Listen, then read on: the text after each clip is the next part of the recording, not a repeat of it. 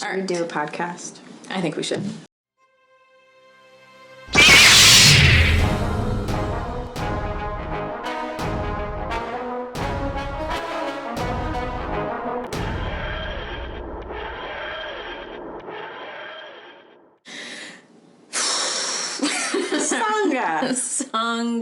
Sangha would be a Sanskrit word. It would be. If it were a word, it would be Sanskrit. So it would be Sanskrit to mean a group, a community. So it can also have that aspect to it that it's a group of people, it's a community of people that have a similar practice or they have a similar goal in mind. I feel like usually it's described. Usually the word is used when talking about like monks. Yes. Like the gaggle of monks. Exactly. Or a sangha. Yeah, sangha, and they're practicing together. So they're working towards that common goal. So it's part of the threefold. So the threefold path. Yeah, is Dharma, Buddha, and Sangha. I think those are three things. Yeah. You're right. That is. So that's their, yeah. So that's like one of the three parts of being Buddhist practitioner, monk, nun, whatever the thing is. And it's so important. I mean, I think the fact that it's one of the three things just proves how important community is. Right. There's just evidence everywhere about how important community is. Right. We talk about the other side of that, loneliness. It is a massive problem. It's a massive problem. Let's say it's a massive problem in first world countries, because in other countries it's not so much of a problem, but let's say it's more of a problem in developed first world countries. So in the United States, so there are a few different statistics that I saw. So one study showed that 2 out of 10 people in the United States as well as in the UK identified themselves as being always or often lonely, which is pretty massive. Which is different than being alone. Yeah, so feeling always lonely. But then another study found that 46% of Americans polled said that they felt alone. And then 54% felt that nobody really knows them. So they feel like there's nobody in their life that really knows them well. God, that's such an interesting point. Like, I was just talking to somebody about that the other day about, like, one of the things that I like about this podcast is people getting to know us. Yeah. Yeah, it's different. It's a different way to get to know us. I think that they might not be able to otherwise. But yeah, I don't know. I don't know how I feel about that statistic. I don't know that I feel like there's... No, I don't feel that way at all. So that's... that you feel that nobody knows you. I don't feel that way at all, but I think we were just talking about some of the preferences or the communication tendencies of introverts. Introverts tend to prefer conversations and friendships and relationships that go much deeper. So I was saying one of my favorite parts about being a therapist is I love just like digging right into the personal details. I kind of like that with pretty much any conversation. I would rather talk about your traumatic childhood than the weather. Absolutely. I mean, I think that's one of my indicators of somebody who's going to be close to me, a friend or otherwise, is, all right, that's nice, talking about all the superfluous stuff. Yeah. Like, what are your religious beliefs? Right. How do you feel about, X, Y, Z or whatever? And that to me is so much more important and interesting and, gets my brain going and it creates, like, conversation. Mm-hmm. And I feel like also, which I don't know if this is, like, the whole point of the discussion of introversion or whatever, but talking about the weather to me, like, God, it actually is so uncomfortable and it takes so much effort. Yeah. Small talk takes so much effort for me. Me too. But I feel like if we're talking about childhood trauma, ask me about my parents, I will tell you everything. Right. Literally, my life is an open book. I love talking about any of it. Let's talk about your stuff. Let's talk about my stuff. I don't care. It's so much more interesting, and I feel like just in my body, like I just feel more at ease. Yeah, I feel like my shoulders drop versus if you were to ask me about, you know, the weather or got any, you know, what are you doing this weekend? And then I have to try to think, am I doing anything this weekend? Do I have anything interesting that I'm doing this weekend? Probably, I don't know. But then once I start thinking about like that small, like back and forth, like the back and forth small talk, I just like, my shoulders just keep creeping up into my ears. Yeah. But if you go deeper, I'm just like, oh, all right. Yeah, let's talk about the good stuff. Let's do it. Yeah, I'm like, I don't consider it oversharing. I think that some people worry about oversharing, but I think it would be a lot easier if everybody was maybe a little bit more open. Then some people wouldn't feel like they're oversharing. There are certainly, okay, so here's where I think the line is, because I've had clients say this to me. They're like, oh, I'm afraid I'm an oversharer. It's like, okay, do the things that you say to other people put you in danger? Does it put the other person on the other side of it in a position of power? And if they're like, no, they might just be annoyed. I'm like, okay, well, that's their problem. That's their problem, but you could also ask them first. You could also say, hey, is it okay if I tell you something personal about myself? Consent, I guess, because if it's going to be something really, I don't know, really weird or... Well, it also sets the other person up, like, you know, because you can't just, like, out of the blue, like, hop in with some sort of, like, deep... like possibly embarrassing thing. Yeah, it has to. Well, I mean, usually it's gonna happen over the course of something. But yeah, if you're just, I don't know. I'm full of non sequiturs. Like I just jumping in. I kind of am too, though. Yeah. Well, if we still want to talk about loneliness, I have more depressing statistics. Bring it on. Bring it on. This actually is so concerning to me because of our culture right now of spitting. Yeah. I'm so passionate about this. I mean, in terms of our culture, I mean, it's the United States, but I'm still gonna say, first world developed countries, because in Japan, it's really bad. So half a million people under 40 in Japan were polled, and they said that they had not interacted with another human or left their house within the last 6 months. So, oh shit! 6 months? 6 months. So that's another thing that's happening with technology has come a lot of new work from home jobs. So a lot more people are working only from home, and they're becoming more isolated because of that. So are you saying that they didn't interact like face to face with a human? So it's all over the internet. That's what they're saying, yeah. Okay. Or that they didn't even leave their house.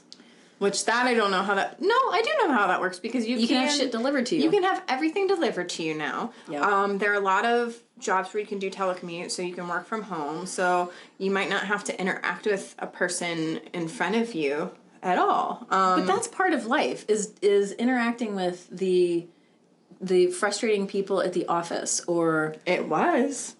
I mean, I feel like for a lot of people it's not. I think I know a lot of people right now that work from home, and I think it's... I mean, I work from home. You work from home, but you also come I teach to a studio in the morning and then in the evening, and you interact with people throughout the day. So you are kind of like an exception to that. If you were just working at home and not doing these other things, you might be falling into that isolation category. But I actually, one of the things that I wrote a note about, I don't know if this is an introvert thing, but I know this about myself, is I love being alone. Mm-hmm. I love my alone time. Me too. However, 2 to 3 days of being alone, I get squirrely.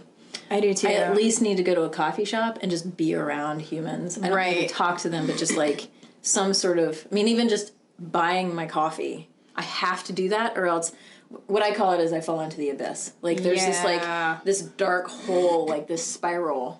Yeah, so there are people that are living in that kind of all the time now, and it leads to depression, certainly, as a mental health symptom. But so some government statistics, they're now saying, before it used to be sitting, now loneliness is as bad as smoking 15 cigarettes a day is what HRSA is saying. So that's the Health Resources and Services Administration. I don't know how they landed on that. I think in terms of how likely you are to die of heart disease, diabetes. So the main factors, or the main diseases that you become more prone to with isolation and loneliness are going to be like heart disease, diabetes, dementia, anything that it literally like changes your body's inflammation system, or just it creates more inflammation in the body, and the inflammation, we know a little bit more now, leads to some of these other conditions. So more cancers, things like that. More people, especially elderly people, live alone than they ever did before. We'll talk about this with some of the blue zones too. Yeah. Why they live longer. People in those scenarios are not living longer, and they're dying of preventable diseases because they have no community. It used to be that people would live in multi-generational households, and we don't really do that so much anymore. And a lot of other cultures, it is more common for the household to already have a set of parents. Maybe some kids are in the house, maybe they're not, but then also their parents, and then likely some set of like great-grandparents or a great-grandparent. And the grandparents kind of are like built-in babysitters too. I mean, yeah. I only ever had my grandparents. My grandmother is my babysitter. Yeah, same. I never had anybody else. And then my great-grandma lived with my grandparents. 28% of older adults live alone. And something like 45%, no, it was like 54% of them feel isolated and depressed. So I had a man that lived above my old studio, COPD, couldn't leave the house. And so he was on the internet the whole time, communicated a lot that way, asked me for help, and I tried when I could. Mm-hmm. Other people kind of tried. And that's just hard. And like, you have to I mean, I would imagine it would be challenging to ask for help, I guess is my point. And the challenge then of asking somebody for help as a way of just getting them in to communicate with you. Like, right. You know, I would have probably for some of the things been more willing to come over. Yeah. If he just said, "Hey, can you come over and chat?" as opposed to, "Can you come and clean my cat box?"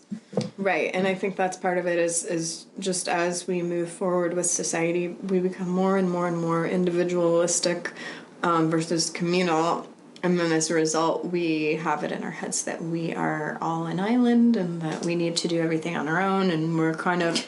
It's that pull yourself up by your bootstraps thing where you do everything on your own, and you're born alone, you die alone kind of a thing, and then in between you're the only one that can take care of yourself, and that's gone it's bullshit so far that everyone's afraid to ask for help with really basic stuff. And if you think that you can completely do it on your own, that's fine. Like if you want to live top of a mountain by yourself, if you want to live in the middle of the woods by yourself, that's one thing, that's different. But if you're actually going to live in a house in the center of town and think that you are completely independent, you're fooling yourself, because like right now, I mean, looking at all of the things around me, like I didn't make this laptop, I didn't make that coffee, right? You know, all of these things, I need somebody else to contribute to my well-being.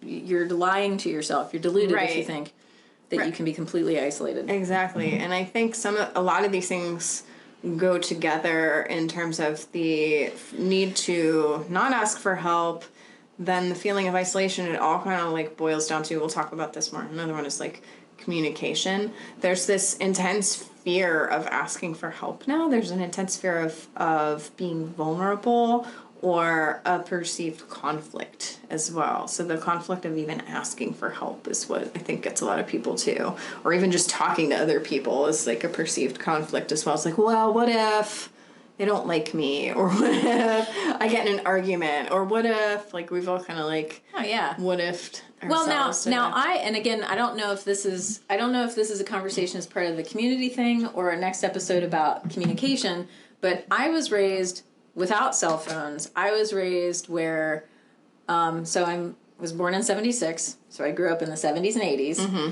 If I wanted to hang out with my friends, I either had to call them on the phone with the cord and everything, and hope and pray that parents didn't answer the phone, but when they did, I got my big girl pants on and asked for Stephanie, and that was terrifying, and like the cold sweats that I would get from that, but then also going over to a friend's house, knocking on the door. Yeah. And a couple of things would happen.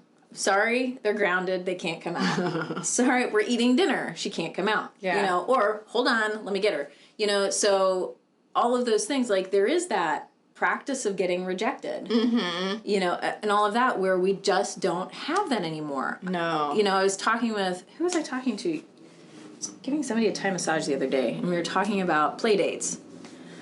And that, like, not a concept. I did not grow up like that. I didn't have a play date. I just went over. You just got shoved out your door and you went to the nearest neighbor. Yeah, like the sun is up. Get the hell out of the house. Yeah. So that mom could clean the house and rummage through my bedroom and find out all of my secrets and then read my diary. Yeah. I'm not, you know, whatever anyway. But that's what it was. And then when do some detective work, some sleuthing, and then get why you're so weird, and then get confronted later on at night. And I'm like, wait a minute, what just happened there? Yeah. But then we come home when the street lamps come in and all that. And yeah, in my day, yeah, no, we had very similar days. But yeah, so we're all afraid of each other right now. We're all afraid of communication because it could lead to conflict. We're all afraid of conflict, but conflict leads to change. Even conflict can be good. Conflict doesn't mean that somebody hates you or is gonna, you know, yell at you or tell you you're stupid. If they do and they're your friend, they're not a very good friend. No, right. That's kind of how you weed out the people that you probably should move on from. Right. So let's talk about the blue zones. Yeah. Are you done with your depressing statistics? Yeah, I am. More? Yeah. Okay. So the good news is community and relationships make us live longer. So just like the lack of it creates more inflammation in the body and can change our genetic markers, you know, so we know like genes are already present in the body, but they can be turned on or they can be turned off. So maybe a really bad gene that you might have could be turned off and then you don't get that cancer. So we now know that relationships, like good relationships, community can reverse some of those things and can decrease inflammation and lead to a longer life. And so when it comes to the blue zones, so we'll describe it here in a second. So you probably did a little bit different research than I did on blue zones because you and I research things differently. I cannot pull it up right now. So when I found out about the blue zones from TED Talks. So I re-listened to one of my favorite TED Talks. I don't know how to pronounce his last name because he's got suspicious vowels.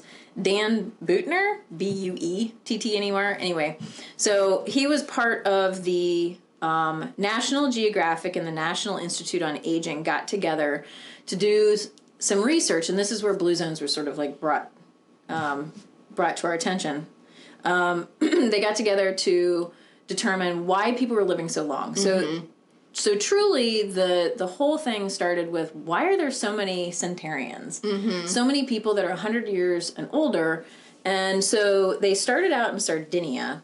And, you know, they asked people about their diet and exercise and what they did, you know, throughout the day and all of that. And what they found was fascinating. So they found... I don't remember, you probably know this, you're the numbers person, how many actual blue zones there are. There were only, there are 5 main ones that we know of right now. So one of them is in America. One of them is in Loma Linda, California, which I don't really know much about that, but really what it came down to was just...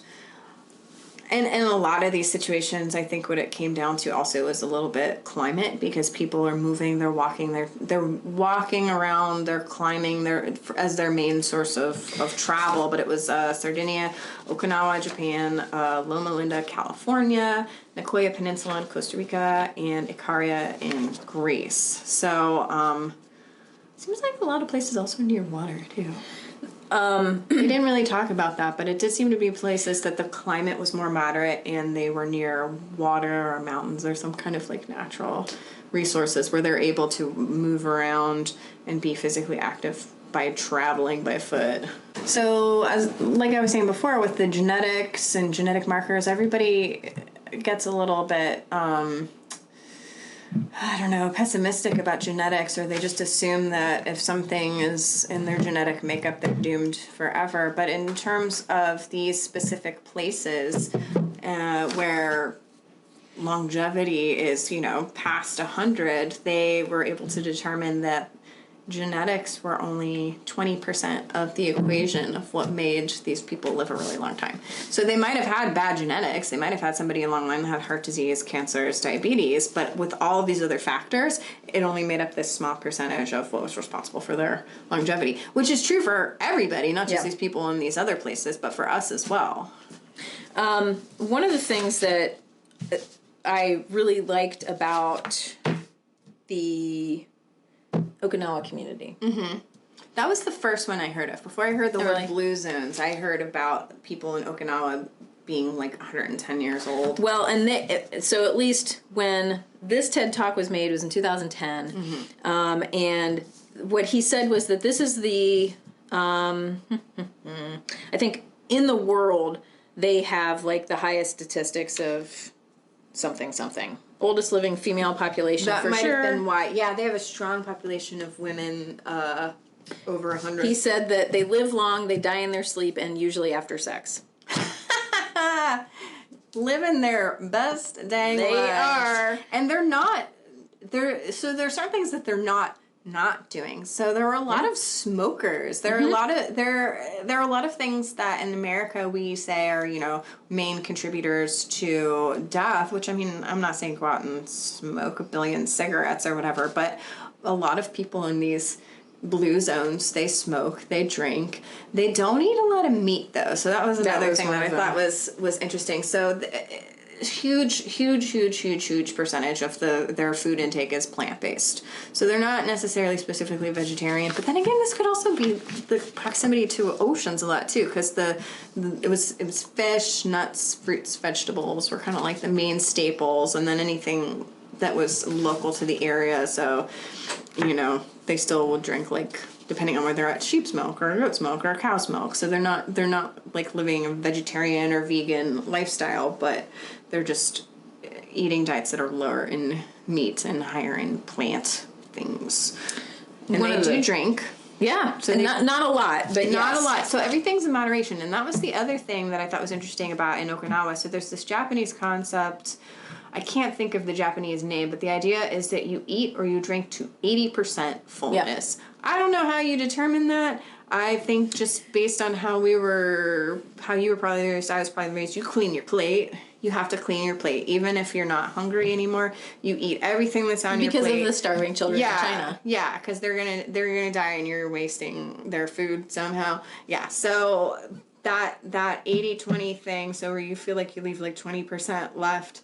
Which is smart, because it still needs to expand. Exactly. And, it just makes sense anyways. But it leads to longer, healthier lives as well. So they're finding now that type of calorie restriction, not calorie restriction like dieting, but just not eating like diets Americans. Diets don't work.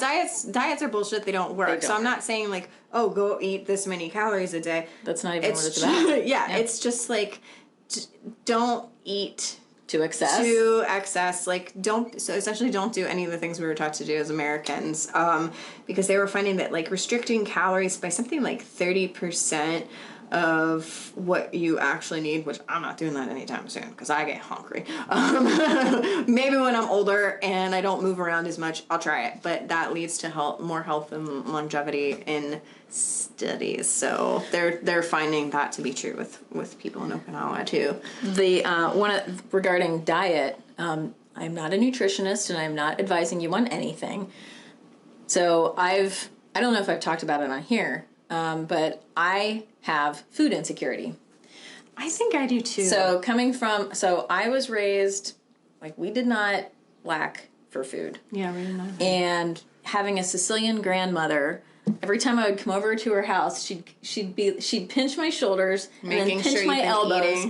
And like, Burg, you need to eat. And I'm like, I don't have fat shoulders. I mean, like why would this be a way to figure it out? It's not an indicator of BMI at all. No. But she'd just cover the table with food. Yeah. But somewhere in something, I gained this fear of there not being food tomorrow. So when there's food in front of me, like, I feel almost an obligation to eat it all. And it's not even about wasting food. It's because I'm afraid that there won't be food tomorrow. I know. She probably would have been around. Was she in America during the Depression, Great Depression? Mm-hmm. Okay, Yeah, I think she was born in 1919. Yeah, so my grandparents were too. So there was that same mentality. Like, they had a root cellar. They had food pretty much stockpiled in the basement in a deep freezer. There was no need to have that kind of fear, but it was still something that was built in, and I think it kind of like it made its way to us. That same idea that from generational, like, food scarcity, we have a little bit of that as well, and we don't need to. No, but so I've had to have I had a conversation a couple weeks ago with Dr. Bartlett. We were sitting out on the front porch, and so she's real big on nutrition, nutritional ketosis, and so forth. Had the conversation about, like, well, but I'm hungry. Like, right now, as I was talking to her, I was like, my stomach is grumbling. And she goes, that doesn't mean you're hungry. And this is, like the biggest thing that she told me. She's like, you're not going to die. I need her to, like, call me a few times a day and tell me that. Because like, you're not going to die. Yeah. And so, I mean, truly what I've been dealing with for, I mean, I don't even know how long, is just eating because I'm afraid of, well, truly legitimately, like, if I've experienced, if I eat too much, I get a migraine. If I don't eat enough, I get a migraine. Mm-hmm. And so, but it's like having these discussions, like, now I no longer do I pay any attention to calories. Mm-hmm. I pay attention to the type of food that it is. I make wiser decisions. Right. And I am enjoying the feeling of emptiness. I think some of my stuff comes from, and maybe you've experienced this too, from training for things. Yes. Running. Oh my God. When you're training for anything with running or cycling or lifting, you get so hungry because your body needs it. And I've had experiences where I get faint or lightheaded because my blood sugar drops because I'm training for whatever the thing is. I haven't trained for anything like significant in a while. So I have that fear in my head. It's like, well, what will happen? Are my muscles gonna just like deteriorate? Am I gonna fall off the bone? Yeah, they're just gonna melt right out of me because I didn't have a snack for 3 hours. No, probably not. But yeah, our society has really screwed us up, honestly. Yeah. The other thing about the Okinawans that I really, really, really love is they have a saying. They have a word called ikigai. Ikigai. Ikigai is your reason for being. Yeah, I wrote that down too. And this is your essentially, purpose. The reason for which you wake up in the morning. Yeah. And that to me is, okay, so folding yoga and all kind of other philosophies into this, there are philosophies, there are sort of schools of thought that encourage not believing in there being a purpose for being alive. There is no purpose, blah, blah, blah. And, like, what's your purpose for living? There are some people who poo-poo that kind of thing. Yeah. I do not poo-poo that. I feel like absolutely having a reason for waking up in the morning, that thing, that passion, and that's truly what this is. I mean, so I'm going to put an English word on ikigai, and the passions for me are the things that truly do wake me up in the morning, keep me up, keep me going. They're literally the reasons why I breathe. I would be very curious to hear what some of their reasons were, because that was the main thing. It was like spirituality with that sense of purpose, or spirituality was part of the sense of purpose. So I wonder what some of the more specific passions were that people were feeling. The TED Talk, he actually showed one man who, he showed two. So one of them was a Japanese man who his, what did he call it? It was his martial art. I can't remember what it was, but his practice of that. Oh yeah, that was his ikigai. And then and of course, like, I'm sitting on my porch this morning rewatching this TED Talk, like just sobbing on my porch. He interviewed this one woman who, I can't remember how old he said she was. She's like 103 or something like that. Mm-hmm. She said that her ikigai is holding her great, I think one more great granddaughter. Wow. And so there's a picture of this woman. That's amazing. And he's saying, the guy said, like, these two people are separated by like 97 years. Mm-hmm. But she said that's her ikigai, is holding her great granddaughter. And he said, well, how does that make you feel to hold her? And she said that it makes her feel like she's closer to heaven or something like that. And it's like, it was just, and so that's the thing, like, it doesn't have to be something momentous. He had another couple of examples of some Japanese men where their ikigai was, one man said that his ikigai was continuing to go fishing 3 days a week to bring fish home for his family. Oh. And then another one was, again, something very simple, and it was something that he made. So the simplicity is definitely a theme. Yeah, so too. this isn't like, my spirituality necessarily. It's right. like this person is my ikigai, or right. the feeling of providing for my family, or whatever it means to gather fish 3 days a week. Right. All that means for you, but that's what gets these people up in the morning. I love that. Yeah, I wrote down another Japanese word too that I thought was really cool. Moai. Yes. Was the social network. And yes. that includes families, so a lot more people live together with their families. At least 6 close friends. Yeah, so at least 6 close friends. So if you live in a smaller community too, you don't have to go as far to visit your friends either. One of the statistics that this guy said was that, well, number one, he started off by saying isolation kills. And the way that he actually phrased it was, research proves we know that isolation kills. Yeah. Number one. And he said that a couple decades ago in the United States, people on average had 3 close friends. And now we're down to 1.5 good friends. What's that half? Who's your half friend? I know. Somebody's got more friends than somebody else, clearly. But that's the thing. And, and it's the people who you go to talk to, mm-hmm. About your stuff, about whatever it is, Oof. and I can say, we kind of touched on this in the last episode, but having a relationship where you're the only one that person talks to. God, yeah, being a therapist is really bringing that out of the woodworks for me, making me realize how many people don't have anyone, maybe other than me now, that they come to see me, that they are comfortable telling anything personal to. And it's like a huge percentage of the people that come to me. And that's why they came to me, is because they don't have anyone else that they're comfortable talking to about personal issues. And I think I have 4.5. I think I can think of, I don't know who the half is. yeah. There are Is certain it an people. animal? Does an animal? But it Oh, my cats know everything. Yeah. They are so disgusted with me. They're like, God, get it together. Oh. But no, I mean, I know I can think of at least 4 people that I can tell just about everything to. I mean, there's some people that I'm not going to share everything with, but right. there's some people that I absolutely share everything with. So yeah, I probably have about the same-ish number. There's some people I'm just like, I don't want to I don't know. Burden.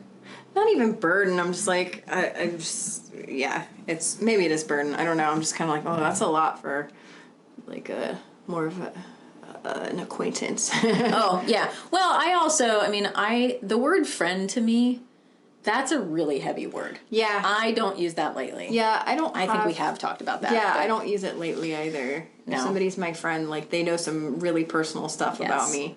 A lot of really personal stuff about me. That's usually how that's how I define it usually. It's how much stuff I know about them, how much stuff they know about me. And that it has to do with how much trust, respect, and if somebody's a friend, that means that I've chosen to share my information with them. Yeah. And I think that there are a lot of factors that fall into that, why I trust somebody enough for that. I don't know about that. I haven't really thought about that enough. And it takes a different amount of time for different people. Yeah. Like, if you're more introverted, it can take a lot longer, unless you just dive right in. To introverts, honestly, it's a little bit easier, I think. Because I think, like, by, like, the second conversation we ever had, we were talking about, like, politics, like, deep dive into, like, personal beliefs. And it was like... I think for you and I, it was... Star Wars first. It was Star Wars. We talked about Last Jedi. Yeah. And then since we both agreed on Last Jedi, we're like, yep, you're cool. Yeah.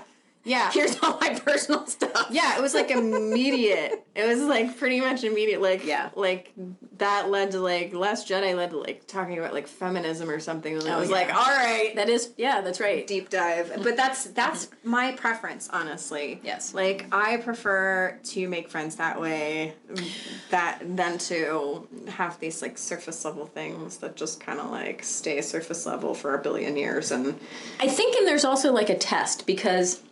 You ask me, for example, let's say you ask me about Last Jedi, and my test, I'm going to tell you honestly how I feel about it to see your reaction. Yeah. So if you're like, what'd you feel about Last Jedi? And I'm like, well, let me tell you how I feel about Canto Bight and the relationship with Rose and Finn, and then if your response is like, hair blown back, like, I gotta go. Good Lord, I just wanted to know if you... Okay. I loved it. I thought it was the best Star Wars movie that ever was. Then we would not be friends. Or we'd have to have... No, we probably wouldn't. I can handle a challenge. Maybe we would have... I don't know. That was a tough one. Really iffy. I know, let's be honest about that. Your standards are just ridiculous. Yeah, my standards have changed.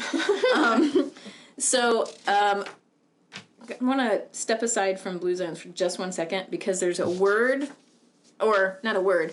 There was another article that I was reading about community, and this blew my mind. Like my mind exploded for a second. The root and suffix of the word of community is common unity. Of course it is. That's how you make the word community is common unity, and so we have a sense of a shared common experience and the sense of belonging and home. Yeah, that sense of belonging, I think, is the thing. And honestly, like, the word belong makes me cry. Like when you, like, one of my favorite Radiance sutras, bringing yoga into this, at the very end, it says, you belong here, you are home. And every time I read that in class, thankfully, like, everybody's in Shavasana because I'm like ugly crying, you know. But you like, belong. One of the best things that I ever experienced emotionally, really, that helped me like really drop into a community was when I went for my teacher training. I go out to California. Talk about a deep dive doing a teacher training. Because everybody's just emotionally just like, yes. Bleh. Yeah, here's all my shit. Yeah. It was so much less about yoga. Yeah, absolutely. Mine was too. I think that's probably true of most teacher trainings. Yes. So I go out there. It was my first time in California. I don't like being around a lot of people, and there were 30 of us there. And I'm not comfortable meeting a whole bunch of yoga people either because I'm super self-conscious about all sorts of things. Name the thing and I'm self-conscious about it. And we're laying there in Shavasana and the teacher said, you belong here. There's a reason why you're here. Mm-hmm. You chose this. This is right. You belong here. And I was like, fuck. You know? And it was that kind of thing that like, it welcomed me here. So when somebody says you belong here, I mean, that's like all of it. And like I feel that with the Star Wars community and that's why I think I'm so hurt when I hear about like what was done with Kelly Marie Tran and Ahmed Best, who are Rose and Jar Jar. Like you are destroying the Star Wars community by being an asshole. Right. Because everybody belongs in the Star Wars community. Yeah. You know, everybody belongs in yoga. That's the thing. And if you're going to be that kind of horrible human being, then that breaks my heart. Yeah. Because you're destroying something really sacred to me. That's how I feel about any type of, you know, guru scenario where somebody was taking advantage of a group of women or men or whomever.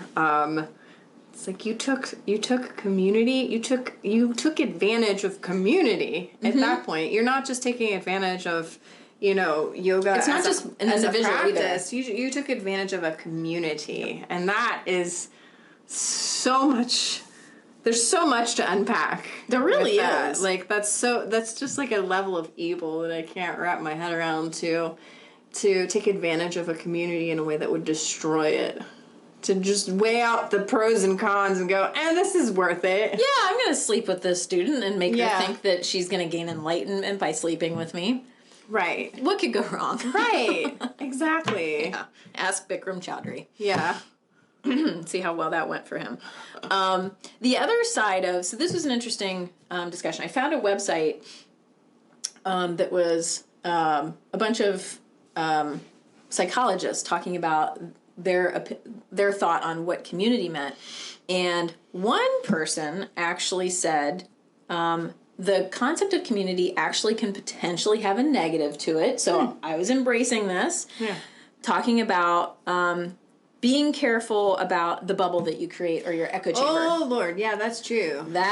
We've run into that with this country. We have a lot of that happening. Yeah. So, I mean, being able to, and that's the thing, like, there's a fine line between having community, and these people are normally going to be very similar to you in a lot of ways, but that does not mean that you have to end up being racist. Right. Or, both things can exist at the same time. You can have your community and you can still appreciate other cultures and people and so forth. Right. They're not mutually exclusive. Some of these communities that have been created within the last 3 years...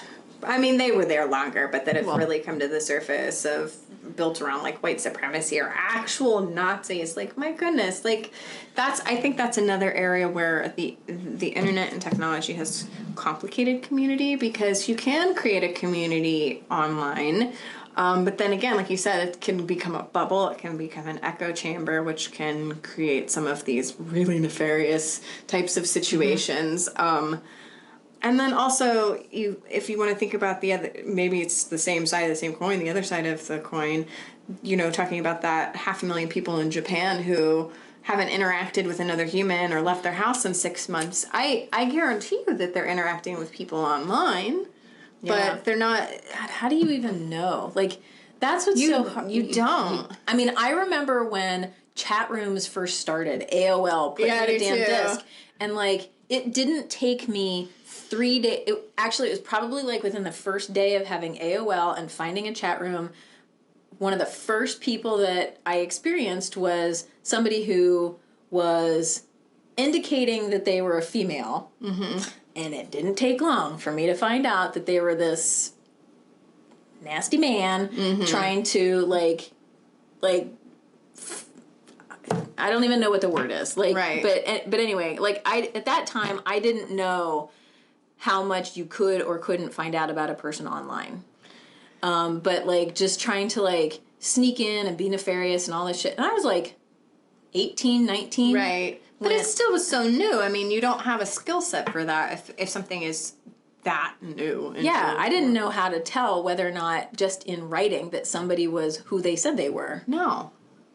I think it's even more difficult now. But I mean, okay, this is maybe the actual opposite side of the coin. Maybe a coin analogy just isn't working for me. There's only two sides. But it was talking a similar article, the same one that was talking about communities can sometimes just be online, and then it leads to all of these other negative aspects. Was also saying that eye contact and being within the proximity of another person and having a conversation where you're engaging and making eye contact just boosts brain activity. Yeah. It's good for your brain. It helps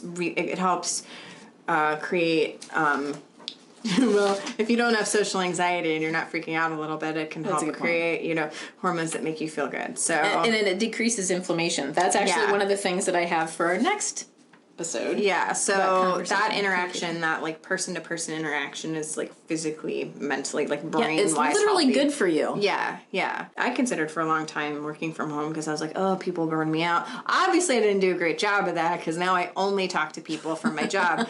But I had a long chunk of time where I was like, what can I do from home because people really wear me out. And I had a job where I was like 50-50 working from home, and I realized I was not happy. Like, you think you will be, and then you're not. Yeah, and what happened with me, and I think this happens to a lot of other people, is the more you're alone, even if you're lonely, the less likely you are to go out.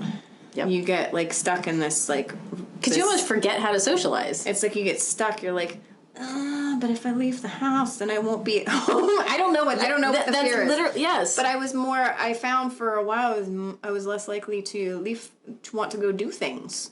Because I had been home all day, and I was like, well, if I leave the house... I mean, I don't know what the end of that sentence is, but that's what happened. So now that it's irrational. Like... Yeah, that's how... I mean, a lot of times how social anxiety happens. One of the quotes that I did like from the TED Talk... Actually, this is how he ended it.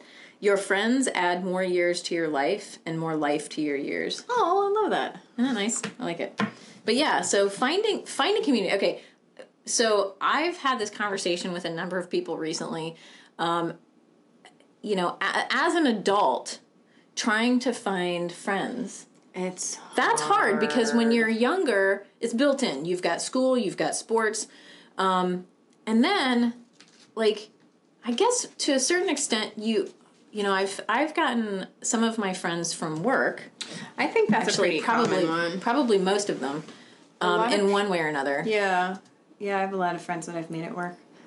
A lot of people finish making friends in, like, college. What's weird is that, like, I mean, other than, like, my ex-husband, maybe, I don't have really somebody that I would call a friend from before. I mean, I don't really have deep friendships with anybody from high school, nobody from college. Yeah. Most of mine, I think, have been... work and yeah. I think from 27 up, like situations. Yep. One of the things that I've suggested to people who are looking for, I don't know, building their community. Well, I mean, if you're into yoga, that's an easy one. Try that. Yeah. For people who go to church, I mean, that's going to be an easy thing. Mm-hmm. We talked about this last time. I didn't go into as much detail, but my challenge is I don't go to church. I don't do that. So, I don't have that built-in weekly gathering with like-minded people or a sangha because I don't go to church. So therefore, my community is my running group and certainly my yoga community of students that come here, the teachers that teach here. But I think like figuring out what's your passion? What's your ikigai, perhaps? Yeah. And find a physical group of people. I can say that, like, for example, the women that I'm closest with usually don't have children. Oh, that's a really good one. Yeah, same. And they're usually like, we usually have a lot of similarities as far as personality. Most of my friends swear like I do. Yeah, same. But one of my closest friends actually doesn't swear as much. I still love her. The kids thing is interesting because... But yeah, the kids thing is a big common I would say all of my close friends are my age or older and do not have kids. So it's almost like we've all kind of like found each other because we're the ones that don't have to worry about a babysitter or don't have to like bring kids to the event. And I don't know how it's happened. And it also makes me wonder because... the friends that you have tend to influence the life that you have. So if you have a circle of friends that don't have kids, then it's probably not going to even be as much in your mind. And I don't know how that works. Well, what's weird for me, though, is that now I'm thinking about it, like, the men that I'm friends with all have children. But the women that I'm friends with, none of them have children. Yeah. I don't know what that How do we is. find each other? It's so weird. Or we find each Don't other know. and then because we're friends, we're just like, let's just keep this train rolling because this is kind of great. Yeah, pretty much, yes. Yeah. And there's that stepping outside of your comfort zone. And especially as an adult, it is more uncomfortable It's so uncomfortable. to actually say, "Hey, do you want to go get a cup of coffee?"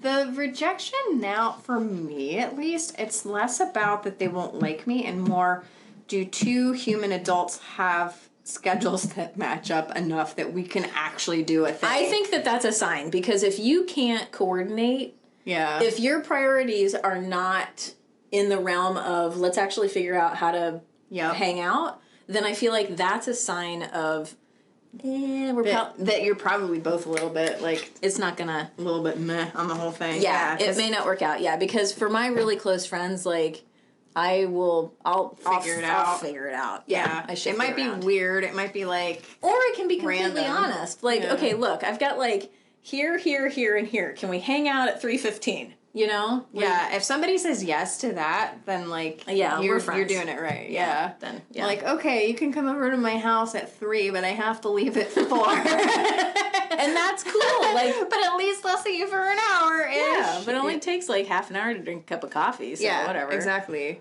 You know. I think when we were talking about how we became friends with other people, vulnerability is how it happened. Is kind of going, here's this thing about me. You may or may not accept it, and then if they do, then it was worth it. If they don't, then I mean, Then you they're- put yourself they're a out jerk and there, then they're gone. Yeah, you put yourself out there. But I mean, honestly, what did you really lose in the end? They didn't. I mean, hopefully, like stab you or anything. They didn't. Let's push, hope. They didn't like push you down some stairs. They might have just been like, Yeah, your thing is weird. yeah. And that's fine. Like, honestly, I'd love to know that up front. Like, if my Yeah. things are weird and you're not going to accept them, then we're done. I'm out. Yeah. Why So- struggle through that? Yeah, and try not. And that's the thing. Like, if you get some sort of rejection, don't take it personally. That person just missed out on spending time with you Right. Right. Exactly. because you're amazing, and they apparently, and you're just not made for each other, for friendship or otherwise. And that's fine. It's okay. Here's a secret. Not everybody has to like you. Yeah, it's true. And that would be impossible. I mean, everybody should. Yeah. But wouldn't that be exhausting? Yeah, To yeah. have everybody like you? Yeah. Because then they would all want to talk to you like all the time. And Oh God, don't talk to me. want to like do things when you didn't want to do things. Yeah, Like yes, you're right. 10:30, you're like in bed with a good book, and they're just like, "What you doing?" Like, no, stop liking me, everyone. I'm an endearing asshole. Yeah, samesies.